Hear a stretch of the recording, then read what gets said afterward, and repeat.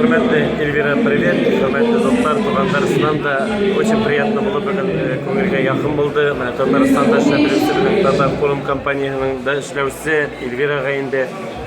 Hunғы bizden pişirilgen klipti көріп, onun көңілінде гидроматор duygular, yüreklerin dübürletip, kıltıratıp çıkargan yerге öğrenilgen ben de bunun bek şatmın birisinden durur rahmet.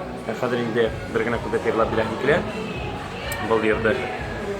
Eyleme üdderdin asılın, İdleme küdderdin maturun,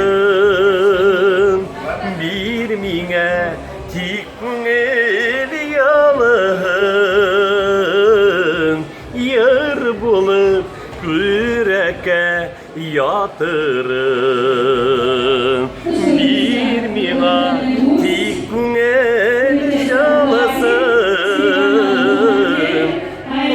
bulup yüreğe yatırın.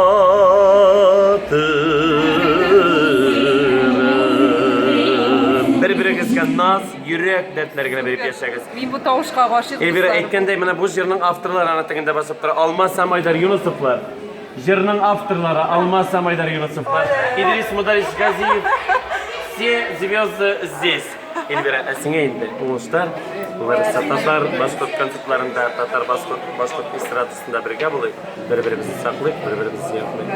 Bundan da birisidan birisi motorlar hali bor. Senga g'ana endi hozir sirlab turamiz. Rahmat. Rahmat. Super.